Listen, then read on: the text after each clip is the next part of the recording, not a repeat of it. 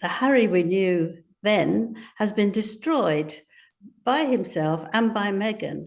And if he comes over and does any sort of give him a job to do, well, it's an absurd thing to say because he will, demand money for it. Meghan will demand money for it, but she will take over. Meghan wants to be queen. Breaking right now, has Prince Harry fallen out with another significant person in his life? David Foster, the famous and very, very wealthy music mogul, had been described as the Duke of Sussex's surrogate dad, a replacement to King Charles.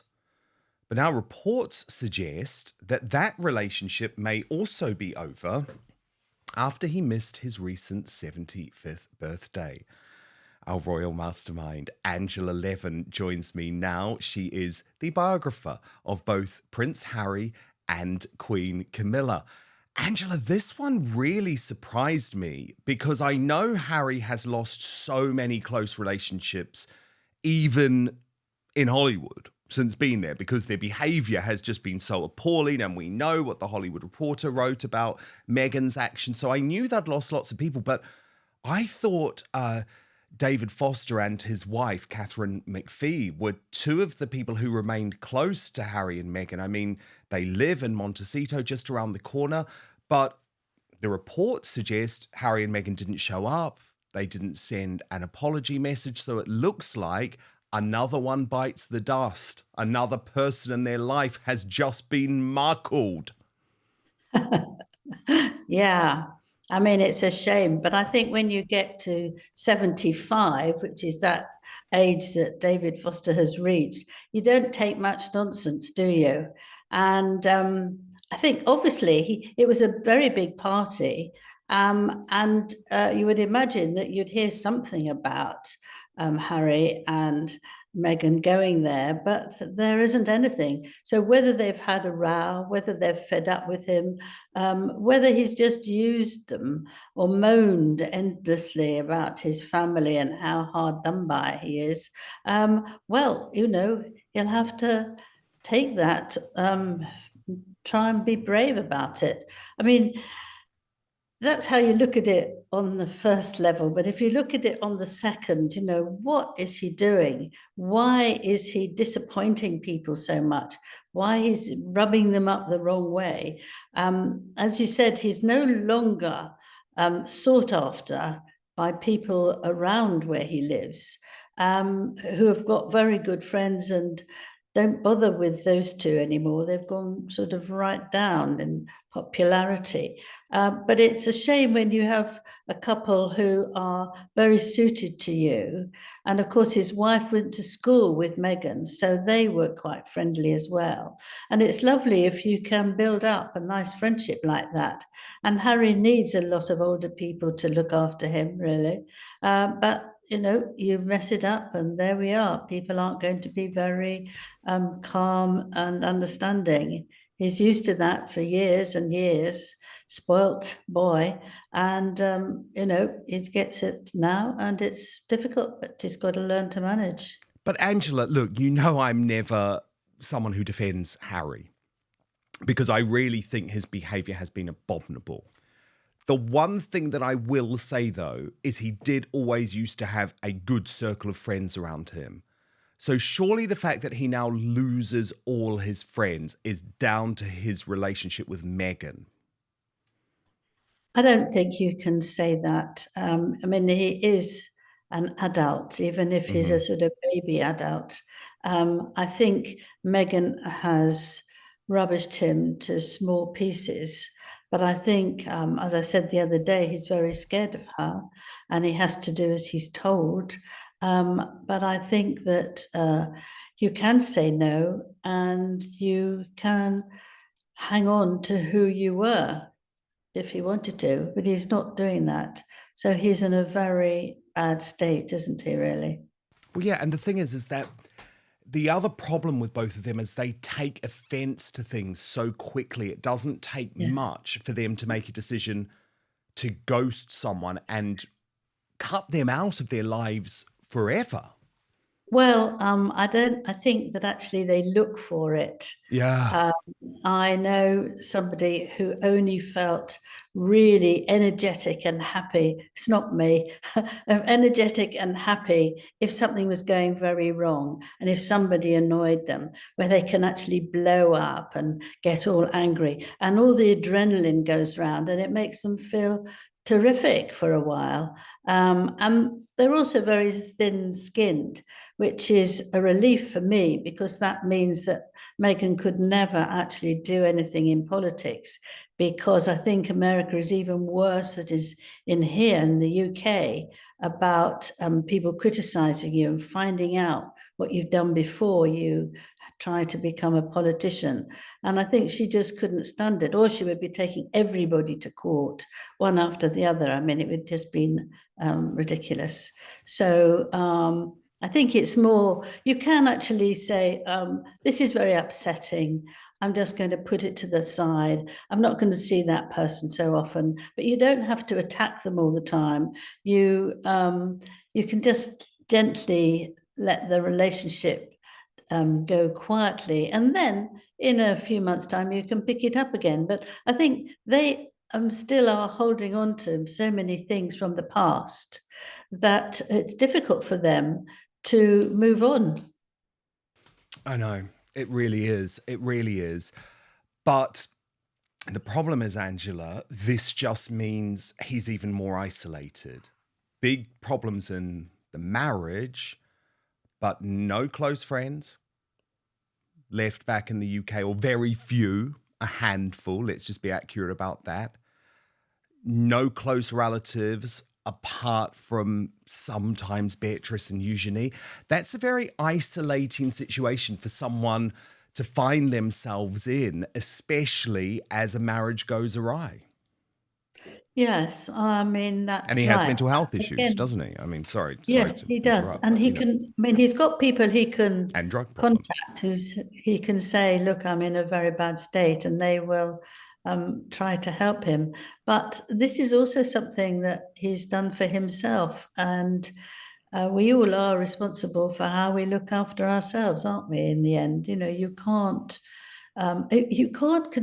keep on attacking your family, a wonderful family, really, the royal family, and then expect them to forgive you within an instant and move on and do exactly what you want to do at the time and the date, and actually what you want to get out of them. And you can't expect that at all.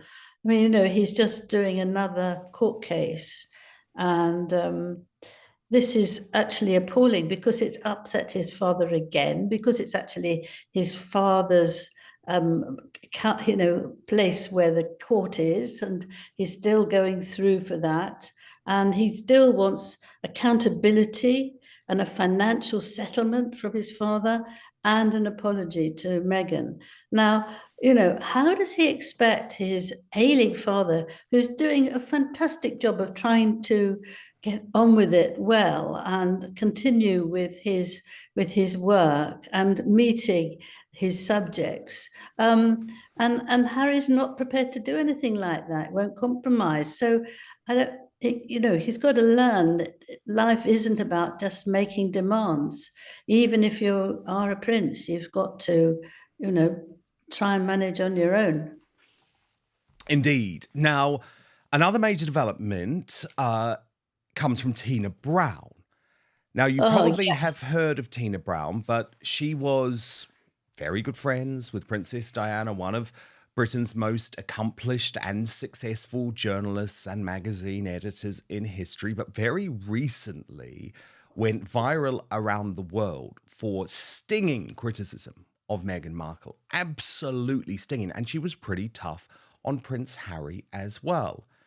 But the Harry PR friends, shall we say, have now got to Tina Brown, because she has written an explosive new Substack this week where she says William, whatever his abiding resentments towards Harry, should now suck it up and let his father give Harry something to do. In other words, take Harry back. Now, Angela, just before you respond, I want to go into a bit more detail with what Tina Brown specifically said, because she is very well connected, even though I completely disagree with what she is suggesting here. So she returned to UK for Remembrance Sunday and said that there is still a gaping Harry-shaped hole in the depleted royal lineup. So she said the British nation needs his human touch, and so does his ailing father. Prince William just acknowledged that this past year's scourge of family illnesses, when his father and wife fell mortally ill at the same time, has been brutal. But the other prince who could plausibly lighten the load is still benched in Montecito. Now, she's also been incredibly critical of Prince William, saying that his swaggery interview at the end of his South Africa trip, where he told reporters that he plans to do things differently, was not a good thing. And I found that particularly tough, actually, because what William was doing was saying, I've had the most brutal year of my life. Anyway, she goes on saying, enough with the feuds. Families, including this one, need to stick together. William, whatever his abiding resentments towards Harry for his intemperate broadsides in Spare, should now suck it up and let his father give Harry something to do. In an isolationist Trump world, the UK needs to draw closer to Europe and romance its relations with the Commonwealth. William and Kate dread foreign tours that take the princess away from the children and cut into what William, to his advisor's irritation, call his me time.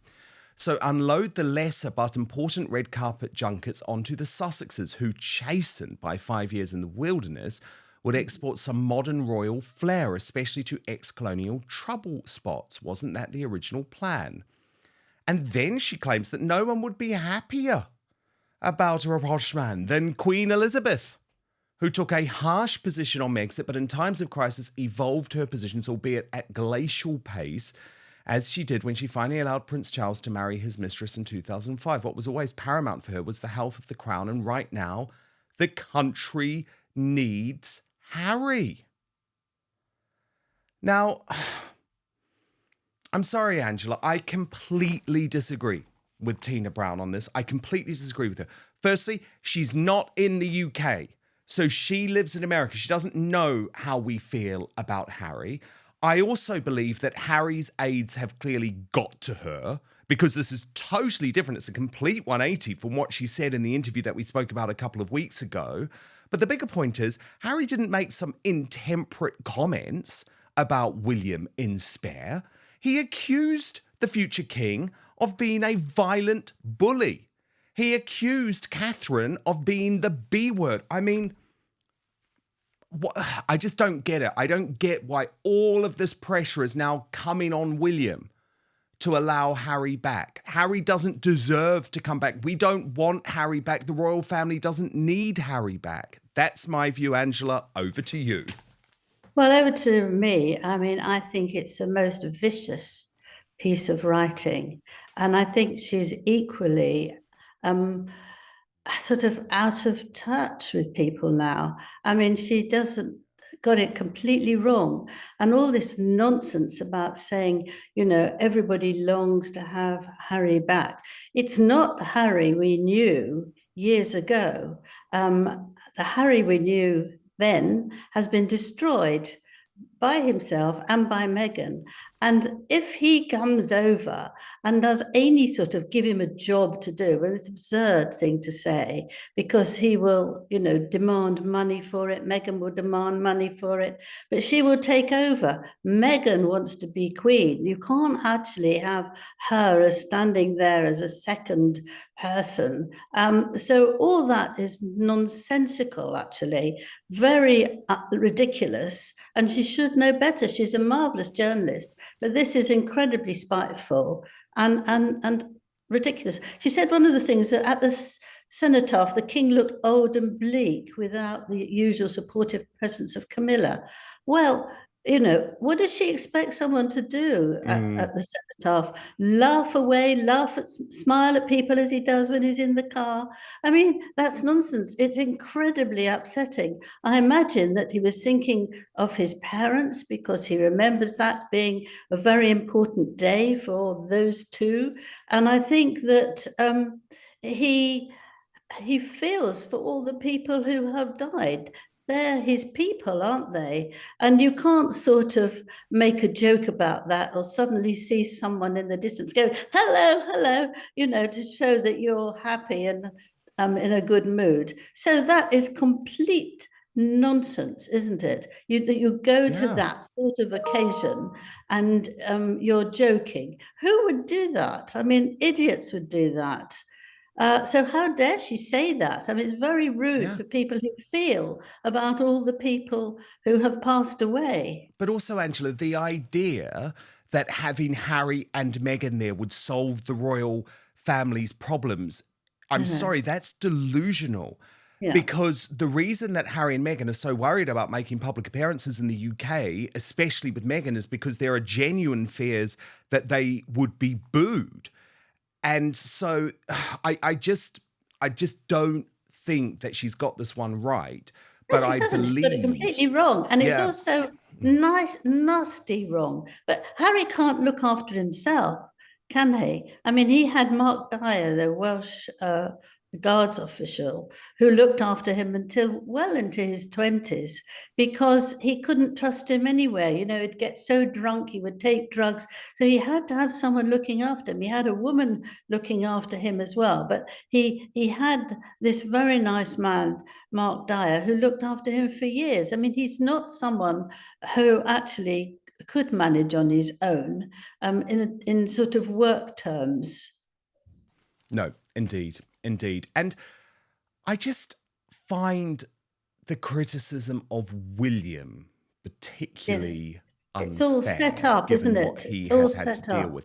And the problem is, I will just repeat again, this feels to me like Harry and Meghan PR spin. And Tina Brown obviously feels a little bit guilty because she went very harsh on them a couple of weeks ago. And this is what happens. They're now trying to change the narrative again. I don't think she's not someone who feels a little bit guilty. She's a very tough woman. She edited magazines. She was extremely well known here and in America. She's a toughie. So I don't think that she would have crumbled and said, "Oh, I'm so sorry. I'll make it all right." But there is, on the other hand, there is a deliberate way of trying to bring him down, and I think they're doing it very hard at the moment because he's vulnerable. And I think it is disgusting. And he went very well. He went happily abroad to sort out what he wanted to do over 4 days. He was very happy about it. He enjoyed things. People loved him, and it's very, very unkind. They do the same for Catherine. But I know you talked about that earlier this week, so we won't go there. But some people love it if they see someone vulnerable. They've got their chance to chew them up. I And I know. think she should, I hope she regrets doing this at some point because actually it makes her seem very unpleasant. Yeah, the other news that she broke within this column, Angela, was that it looks like the King's private secretary could be moving on. And she again takes that to mean that it's more likely that Harry could return to the fold. Yeah. But I She's think that's completely out grasping of at touch. straws. She's completely out of touch. Yeah. That's it, completely. Because he won't give in on anything. He's not somebody who's pleading for to be thankful and that he won't do this again and he understands he's been terrible. He's not like that. He's not like that. He's just rude and demanding, and he won't compromise. So he just likes hurting people because it gives him a bit of power. Yeah, indeed, indeed. Now, he has been very hurt, though, by the re-election of Donald Trump. And we Yeah. know he's very terrified.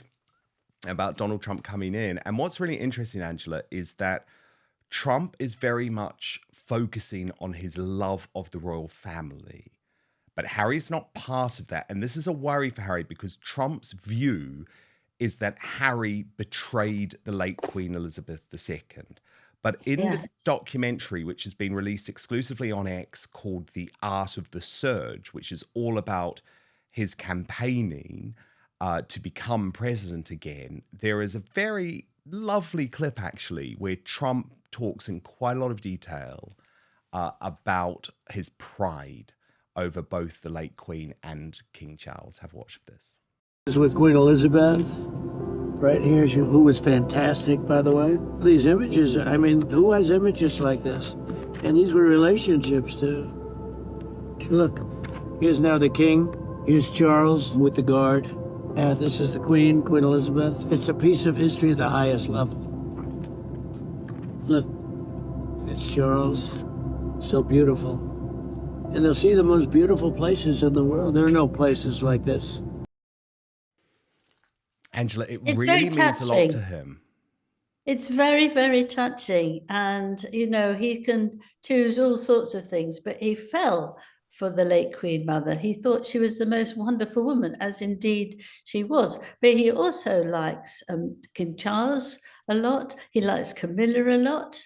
And he's been very happy because they have sent each other letters. Melania sent letters and he sent letters, and the king, who loves sending letters, and Camilla have sent letters back. So they've had a very nice, attachment to each other.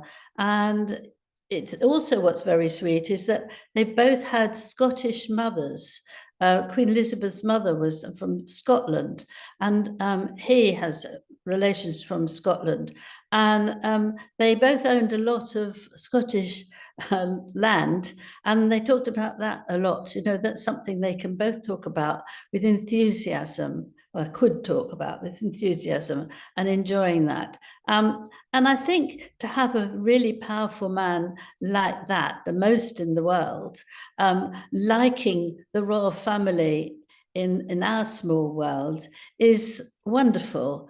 And I hope that he can help us avoid some of the more things that the Labour Party are doing. I mean, he will talk to Charles about a lot of these things, I'm quite sure.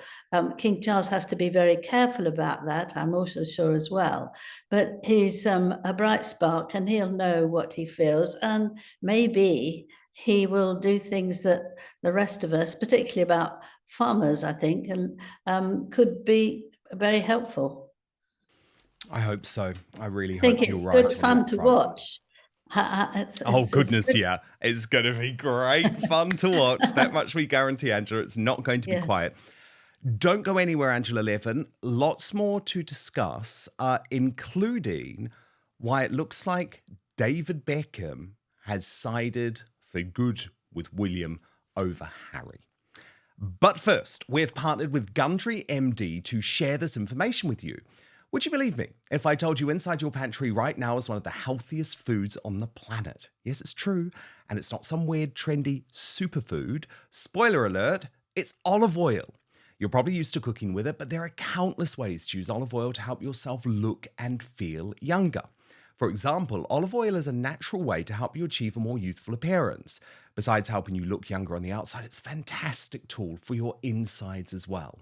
According to Dr. Stephen Gundry, a famous cardiothoracic surgeon, nutrition expert, and health advocate, you should get as much high-quality olive oil into your daily routine as possible, whether it's taking a shot of it daily or keeping a bottle of it in your bathroom medicine cabinet.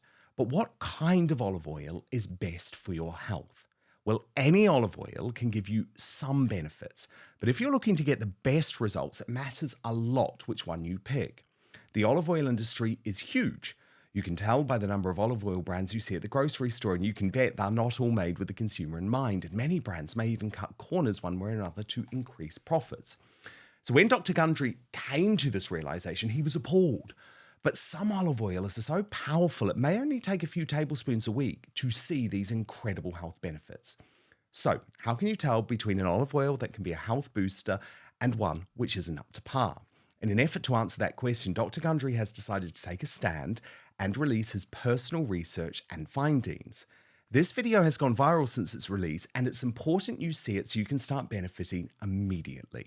So you can watch the video right now by going to getolive1.com/outspoken or by clicking in the link in the description box below.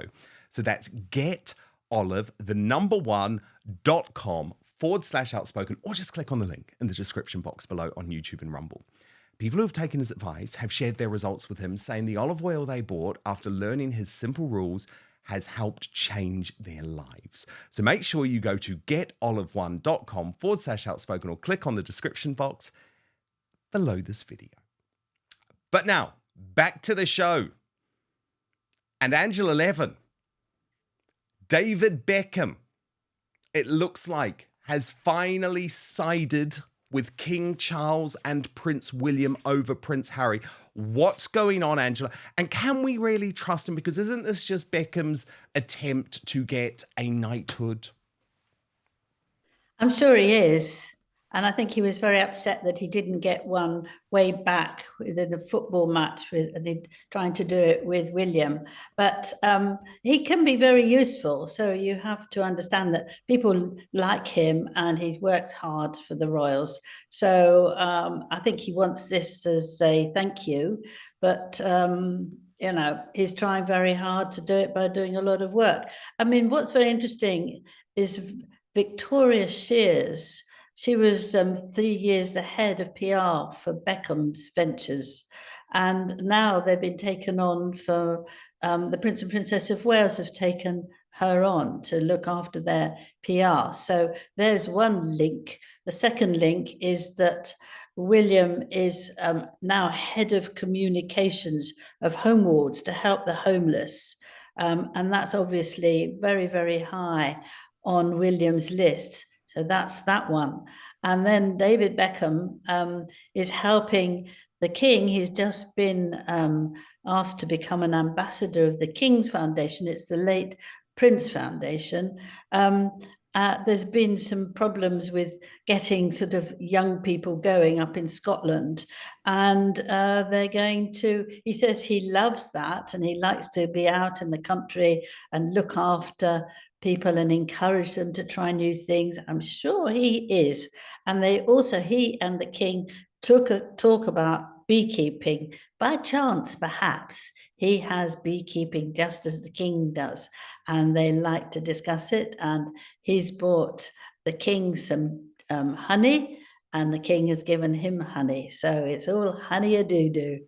Oh, well, Angela, I don't trust David Beckham's motivations. Let me tell you that. Lady Louise, Sophie and Edward's daughter.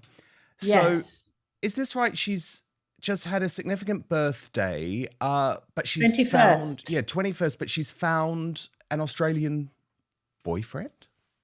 Yes. I mean, just to say about her beginning in life, you know, her mother had a Duchess of Edinburgh, had a lot of difficulties getting pregnant. Then she lost a baby, and then she managed to get pregnant again. But Sophie actually became quite ill, and the baby was born 4 weeks early, and her mother had to have 5 pints of blood put back into her body. So she nearly died, both of them did. So we have to see how fragile life is and how her beginning was. But she's been a delight ever since. And she's been a wonderful grandchild to the late Queen and Prince Philip.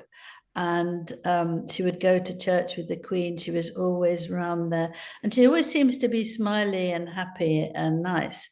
And now suddenly, wham, she's gone to university, the same one that Prince William and Catherine went to up in Scotland. And she's found what seems to be a very nice boyfriend. They've been together for quite a while. She's introduced him, there, that's a lovely picture. She's introduced him to her parents. But of course, the press have gone mad and saying, is she getting married? Oh, this is absolutely lovely. But, he's 20, she's 21. So they've got quite a long time to go. He was born in England. His father's a lawyer, but he was educated mainly in Australia. And there's rumors that she's thinking about going to a university which he has gone to and will go back to for a year or 6 months. I can't remember how the degree works, and spend it out there.